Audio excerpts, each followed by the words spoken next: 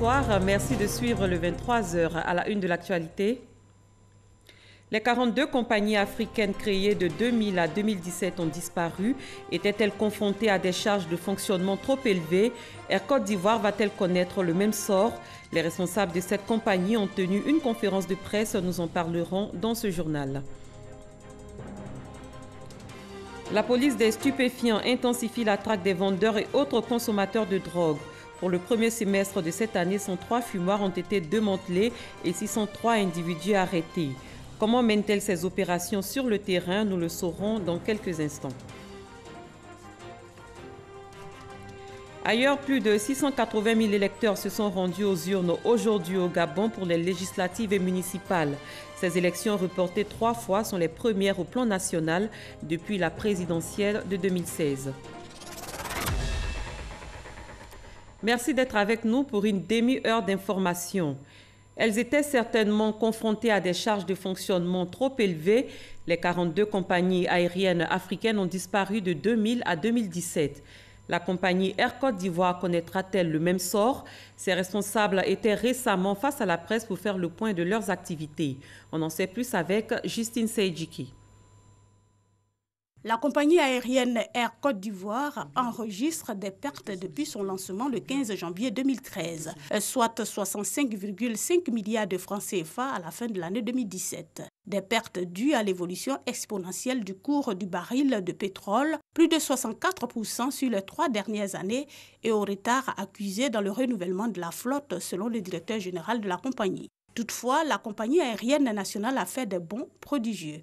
326,186 milliards de francs CFA de chiffre d'affaires cumulés en 5 ans, 2,8 millions de passagers transportés en 5 ans, dont 850 000 en 2017, 23 destinations dont 19 régionales et 5 domestiques couvertes, 650 emplois directs et 3 000 indirects, 32 jeunes pilotes formés dont 15 déjà opérationnels et 18 formés à la mécanique aéronautique. Air Côte d'Ivoire génère des richesses dont elle ne jouit pas à cause des charges excessives, des taxes et redevances élevées. Environ 71% des charges de la compagnie échappent à son contrôle. Les taxes et redevances représentent en moyenne 36% de la valeur du billet d'avion.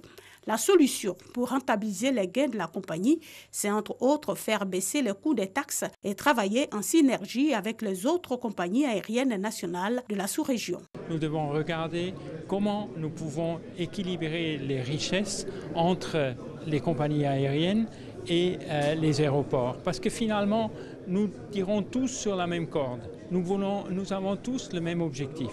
Mais nous devons le faire ensemble et pas chacun pour soi, que quelqu'un peut s'enrichir et l'autre meurt. C'est pas possible. Air Côte d'Ivoire, qui a pour ambition de devenir la compagnie leader de référence de l'Afrique de l'Ouest et du Centre, s'est dotée d'une école de formation de pilotes, d'une école de formation de mécaniciens aéronautiques, a un projet de création d'un hangar de maintenance et envisage les vols long courriers.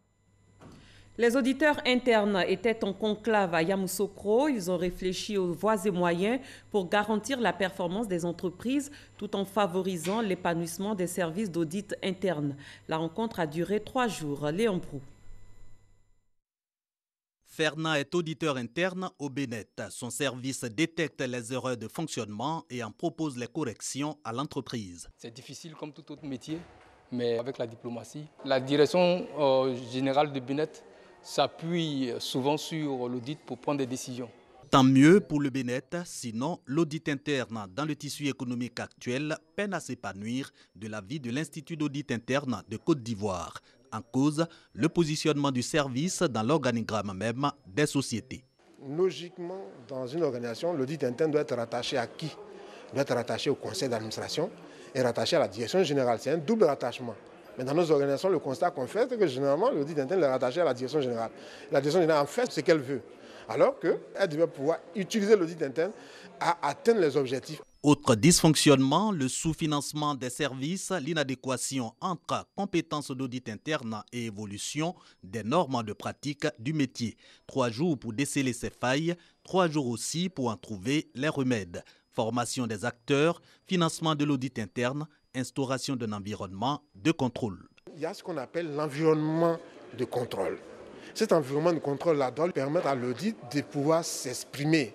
Et l'environnement de contrôle, c'est qui? C'est le conseil d'administration, c'est la direction générale. Un comité d'audit à qui rapporte l'audit interne. Et ce comité d'audit doit définir avec l'audit interne la mission, doit aider l'audit interne à réaliser les missions. Objectif, épanouissement de l'audit interne, s'en trouveront ainsi maîtriser les risques en entreprise et les objectifs de celle-ci atteints. Au final, performance du tissu économique. La Côte d'Ivoire remporte le concours Génies en herbe OHADA. Pour la finale, le pays était face à la Guinée-Conakry. Cette compétition panafricaine vise la promotion du droit des affaires. Depuis 2008, elle enregistre la participation d'étudiants et professionnels des pays membres de l'Organisation pour l'harmonisation en Afrique du droit des affaires OHADA. Lansine Bakayoko. À cette 10e édition du concours Génies en herbe OHADA, 11 pays s'étaient placés sur la ligne de départ. Mais à l'arrivée, un seul a été déclaré vainqueur. Le vainqueur de cette 10e édition du concours Génie en herbe OHADA est Côte d'Ivoire. En battant la Guinée à cette finale avec 326 points, la Côte d'Ivoire montre sa force sur le plan académique au niveau africain. Des lauriers pour la Côte d'Ivoire, le mérite revient à Daniel Yapo, Deborah Soro et Anderson Olo, nos représentants. La compétition s'est jouée sur 2 phases. La première sous la forme de questions-réponses en relation avec des sujets liés au droit des affaires. La deuxième, une plaidoirie dans un contentieux social entre des partenaires d'affaires. Fier d'être ivoirien, fier d'avoir représenté dignement la Côte d'Ivoire. Mais c'est un plaisir de savoir qu'on a organisé et on a conservé le titre. Pour les lauréats, c'est une victoire de prestige, une victoire tout de même qui revêt une autre symbolique, celle-là beaucoup plus importante. Il y a une image de l'université que l'on tend à faire ressortir, que les étudiants sont mal formés. Mais au-delà des aléas, indépendamment de notre volonté, il y a des étudiants qui se cachent dans l'ombre pour faire un travail pur et sortir un produit fini. La Guinée a certes perdu la Grande Guerre, mais elle a pu sauver son honneur en remportant le prix du meilleur plaideur. J'éprouve un sentiment de joie, mais pas de satisfaction totalement, parce que j'étais venue pour honorer ma patrie, pour honorer ma nation. Je suis fière, mais pas à 100%. Le concours Génies en herbe OHADA incite les étudiants, futurs cadres et praticiens à s'approprier davantage le droit des affaires africain. Stages professionnels, bourses d'études, ordinateurs portables, trophées, ouvrages et publications d'articles sont les récompenses attribuées aux super gagnants. La direction de la police des stupéfiants accentue sa traque des vendeurs et autres consommateurs de drogue. 103 fumoirs ont été démantelés et 603 individus arrêtés au cours du premier semestre cette année. Comment mène-t-elle ces opérations sur le terrain? Quelles sont les difficultés rencontrées dans l'offensive contre les dealers? Michel Digré nous donne des réponses.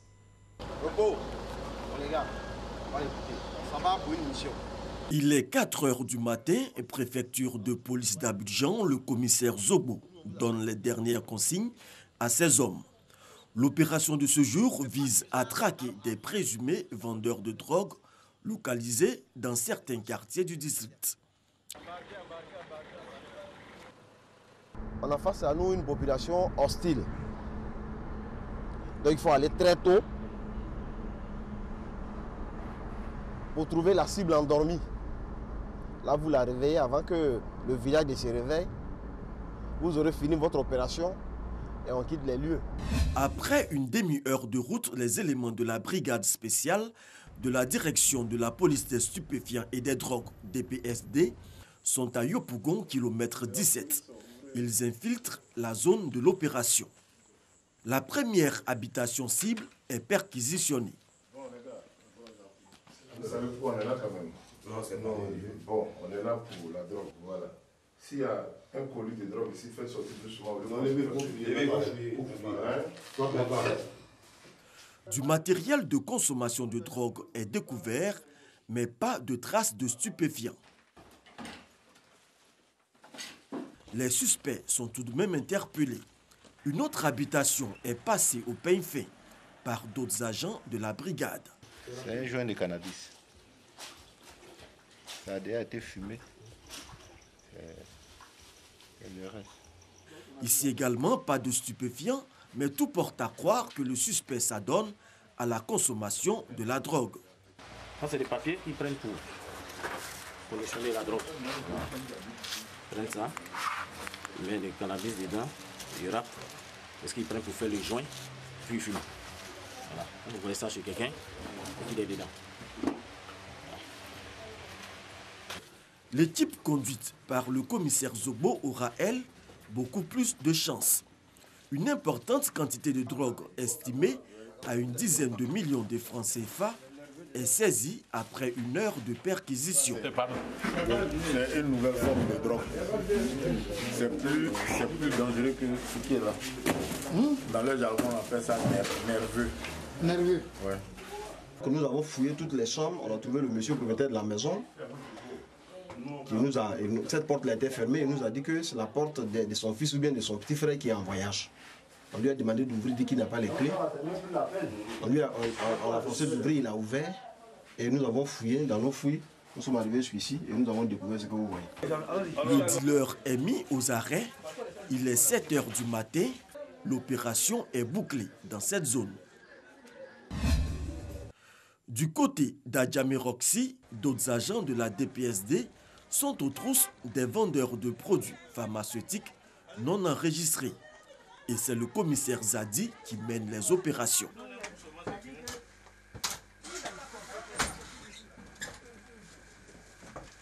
On trouve des stupéfiants dans ces produits-là, dans leurs produits qu'ils vendent à Roxy ici.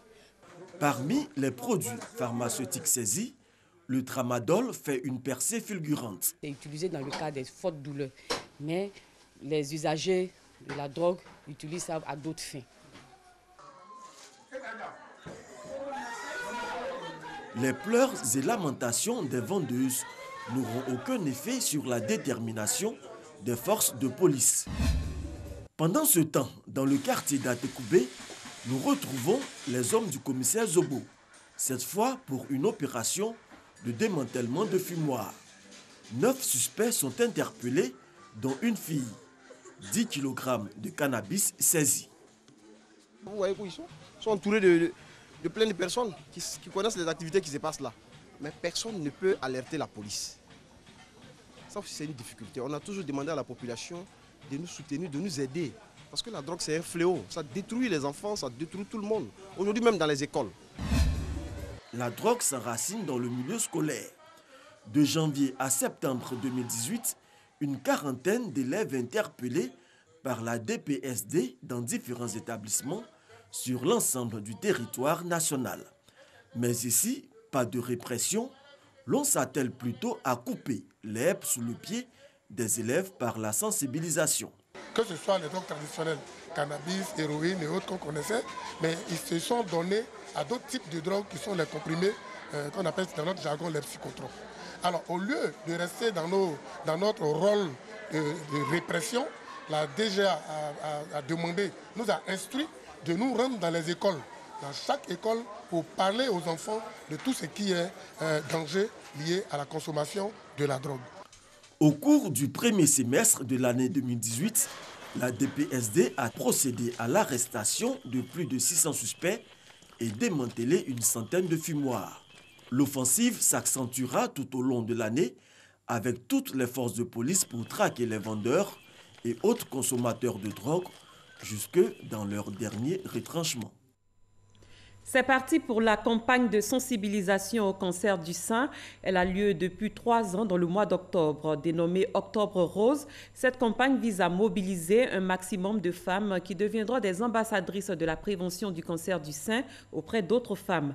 Le lancement officiel était meublé par des témoignages et des séances de dépistage. Didier Nguessan, Salimatou Dia. Octobre Rose, la campagne nationale de lutte contre le cancer du sein vient d'être lancée.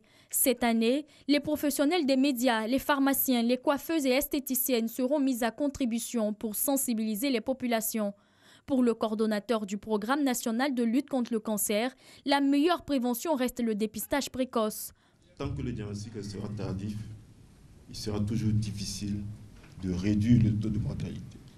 Le développement de réflexes de consultation chez les femmes à partir de 30-35 ans, c'est de cette façon que nous allons pouvoir réduire la mortalité de ce cancer qui est très élevée Chaque année, 2000 cas de cancer du sein sont détectés en Côte d'Ivoire. La prise en charge du cancer du sein coûte entre 1 600 000 francs CFA et 2 300 000 francs CFA pour 8 cures de chimiothérapie, à raison de 200 à 300 000 francs la cure. Le gouvernement, depuis 2013, mène un effort courageux pour une meilleure prise en charge du cancer.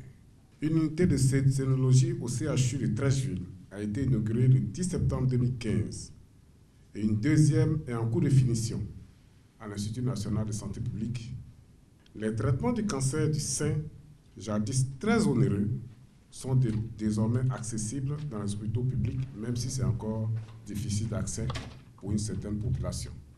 2 témoignages de femmes vivant avec le cancer du sein et de proches de victimes ont suscité l'engagement du public sur la nécessité de lutter contre ce tueur silencieux. Ça fait mal souvent quand tu appelles un numéro et puis la voix change au bout du fil. On te dit c'est pas elle, elle est décédée. Mais tu gardes dans ton album un magnifique sourire. Vous n'aurez pas le loisir de choisir quand et comment vous allez mourir, mais vous pouvez décider de comment vous voulez vivre.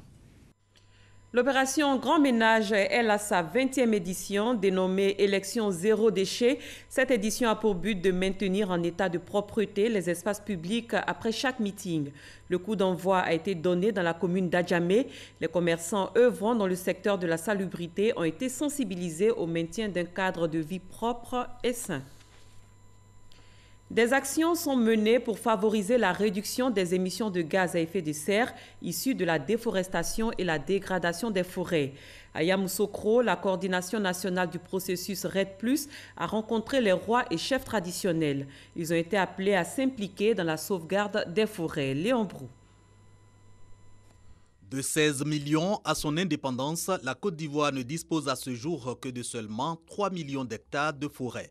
Révélation du coordonnateur national RED+, comme pour indiquer aux rois et chefs traditionnels l'urgence à reconstituer le couvert forestier.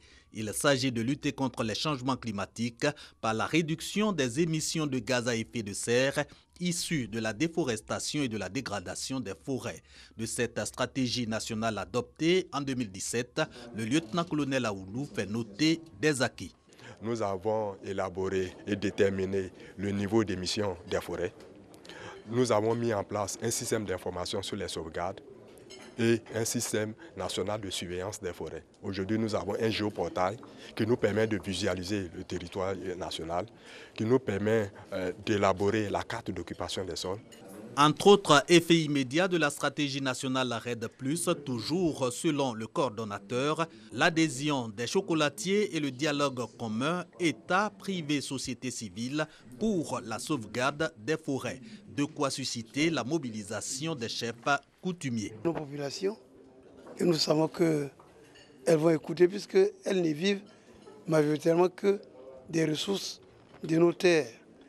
Et si le climat est perturbé, ils vont aller où? Je pense qu'ils sont déjà disponibles et sensibilisés. Il suffit de renforcer maintenant la sensibilisation pour que ce projet puisse avoir un impact important au niveau de nos populations.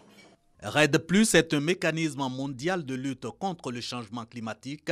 La Côte d'Ivoire y a adhéré en 2011 pour 24 millions de dollars financés par l'ONU et la BAD. La présente séance de travail est la deuxième du genre entre la coordination nationale RED+ et la Chambre nationale des rois et chefs traditionnels. À Boaké, les journalistes et professionnels des médias militent pour des élections apaisées le 13 octobre prochain. Ils l'ont exprimé au cours d'une tribune de libre expression dénommée le Café de l'UJB. L'invité du jour, le député de Ouragayo, Bayota Abel Dioré, s'est prononcé sur plusieurs thématiques relatives à l'actualité. Il a exhorté les différents candidats à la paix pour le rayonnement du pays. Djeneba Ouattara, Soro Corona. Tribune de libre expression des journalistes et professionnels des médias de l'Est-Vallée du Bandama regroupés au sein de l'Union des journalistes de Boaké, UJB. Le Café de l'UJB est une lucane qui permet aux femmes et hommes des médias d'échanger avec les différents acteurs du développement local sur l'actualité socio-économique et politique. Occasion saisie par Abel Dioré, Invités du deuxième numéro du Café de l'UJB et les responsables de cette union d'exhorter les candidats et les journalistes à la paix en cette période électorale. Les populations sont de plus en plus matures. Elles ne feront qu'entériner les choix qu'elles ont déjà faits. Je lance un appel à tous les candidats pour des campagnes civilisées afin d'aboutir à des élections apaisées. En invitant notre député, l'honorable Abel Djouri, à cette tribune, c'est d'envoyer un message fort à tous les journalistes. C'est d'envoyer un message fort à tous les hommes politiques. Leur dire que nous sommes là pour travailler pour la nation et non pour travailler à la destruction de la Côte d'Ivoire. Les autorités locales ont traduit leur reconnaissance aux journalistes pour leur initiative en les encourageant dans leur démarche. L'Union des journalistes de Bouaké existe. Les Gabonais ont participé ce samedi dans le calme à des élections législatives et municipales, 2 ans après la présidentielle marquée par la violence et la contestation. Plus de 680 000 électeurs étaient appelés aux urnes. Ces élections reportées 3 fois ont été boycottées par le chef de file de l'opposition Jean Ping, qui se proclame toujours, je cite, président élu. Ici, en Côte d'Ivoire, le canton Guébié est en passe d'amorcer son développement. Grâce au gouvernement, les routes de plusieurs villages ont été profilées. Le chef-lieu de sous-préfecture a été doté d'un château d'eau. Les populations des 7 villages du canton Guébié ont donc traduit leur reconnaissance au président de la République Alassane Ouattara pour toutes ses actions en leur faveur. Doigt de laser. Routes reprofilées, construction de châteaux d'eau. Voici entre autres les actions de développement entreprises par le gouvernement dans le canton Guébié en faveur des populations. Satisfaits de ces réalisations, les 7 villages du canton Guébié ont rendu un hommage au président de la République. Traduisez à son Excellence, Monsieur le Président de la République, toute notre infinie gratitude. Dans un contrat social, tout comme dans l'amour, ce sont les actes qui expriment le mieux les sentiments qu'on a pour un homme, pour une femme, pour un peuple. Et pour les doléances, la réhabilitation des dispensaires de Dalidier, de Niago-Dougnon et de Krabalidier s'impose. Le dispensaire de Niago-Dougnon a besoin d'une clôture et d'une ambulance. Le bien-être des populations, une priorité du chef de l'État et son gouvernement, a fait savoir le ministre des Transports, Amadou Koné, parrain de la cérémonie. Il a exhorté le peuple guébié au pardon et à la réconciliation pour une paix durable. Grâce au président Ouattara, la Côte d'Ivoire se porte mieux du point de vue économique. C'est des dizaines de milliers de classes et de centres de santé qu'en seulement 7 ans, le président Ouattara a construit dans le pays. Plusieurs milliers de routes en terre qui ont été soit reprofilées, soit bitumées.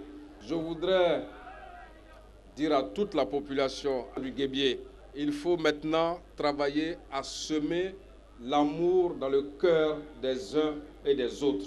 Le président de la République Alassane Ouattara et le chef du gouvernement Amadou Gon Coulibaly entendent tout mettre en œuvre pour l'amélioration des conditions de vie des populations du Guébié situées dans le département de Gagnoa. Un mot de religion, les fidèles de la paroisse Saint-Jacques des Deux Plateaux ont célébré le dimanche dernier une messe d'action de grâce.